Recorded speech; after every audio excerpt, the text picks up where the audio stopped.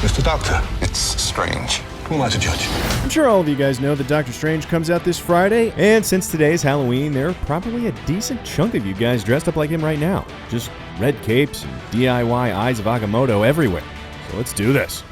Here are 7 things you didn't know about Doctor Strange. Probably. Doctor Strange is making his debut in the Marvel Cinematic Universe this Friday, but only the true super dorks will already know that technically this isn't the first Doctor Strange movie. There was a Doctor Strange TV movie that aired on CBS back in 1978. Have I become the sorcerer? You should learn whose powers to respect.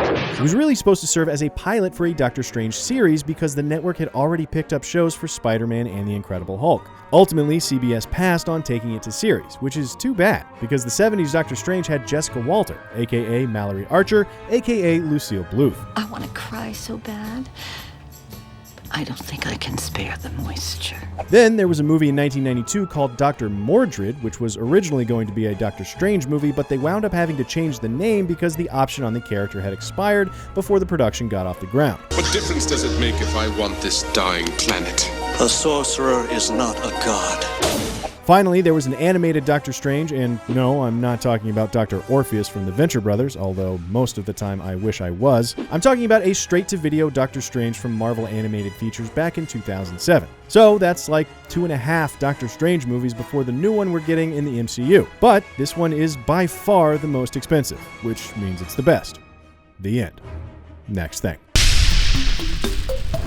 CBS wasn't the only company that had some trouble figuring out what to do with Doctor Strange. In the late 60s, there was an attempt to make Doctor Strange seem more like the popular X-Men or Ant-Man types of superheroes, so Marvel gave Doctor Strange a mask. It started with Doctor Strange number 177, but it only lasted for a few issues. They quickly realized that it didn't make sense for the character, and the audience wasn't feeling it anyway. So with that, they moved on. And so are we. Next thing. Ha! Fight. I bet you didn't know that Doctor Strange and singer-songwriter Amy Grant have beef. See, on the cover of 1988's Doctor Strange, the Vampiric Verses Part 2 of 5, the artists used Amy Grant's face. I mean, look at it. It's definitely her. Problem was, they didn't ask her.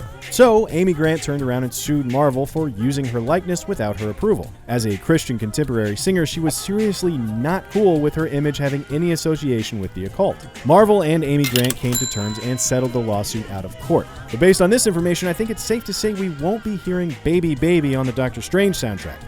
I'm not gonna lie, I'm slightly disappointed. You wonder what I see in your future? Possibility. Benedict Cumberbatch is playing Doctor Strange, and by pretty much all accounts, getting Cumberbatch was a stroke of casting genius. What most people don't know is Joaquin Phoenix was this close to landing the job. You can't see me right now, but I'm holding my fingers like really, really close together. I've also instructed the editor not to use an image of fingers being really, really close together on screen. Even though Cumberbatch was the top choice, when the film's release date was moved from July of this year to November, he had to step down because of a scheduling conflict with his role in Hamlet on stage. The studio went after Phoenix as a plan B pretty aggressively, but in the end, Joaquin Phoenix dropped out basically because he has commitment issues. He didn't want to be locked into a multi-picture contractual obligation if he signed on to play Doctor Strange. Other actors who were rumored to be in the running were Jake Gyllenhaal, Johnny Depp, Colin Farrell, and even Jared Leto. Though I'm not too sure Doctor Strange would be able to pull off grills, so things worked out for the best. Changing the release from July to this Friday wasn't the only delay this movie has seen. Going as far back as the 90s, there was a push to make a Doctor Strange feature film a reality, and not just with that Dr. Mordred fiasco.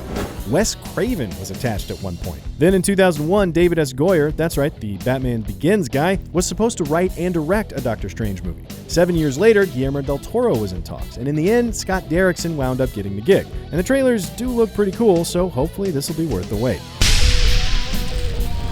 Not really knowing what to do with Doctor Strange is an issue that dates back to the character's debut.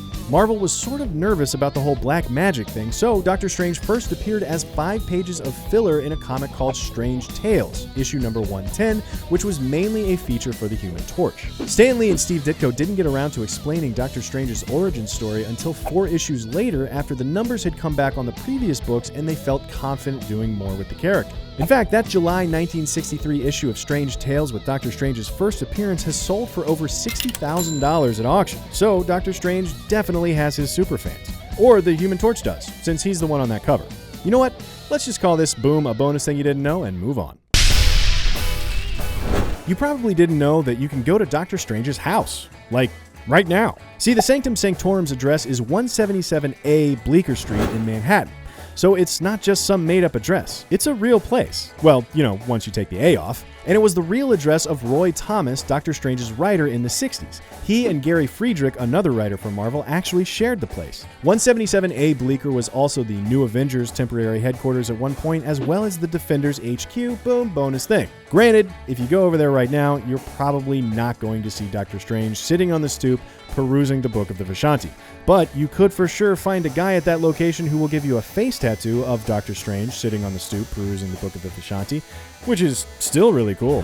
Well, those are our 7 magical things for today, but let us know if you're going to see Doctor Strange when it opens this weekend. Are you a fanboy or a fangirl who already has tickets? Or are you going to wait to see if it's worth the hype? Thanks for watching, and be sure to subscribe for more true-ish things about movies and sometimes MCU-based facial tattoos right here on Things You Didn't Know.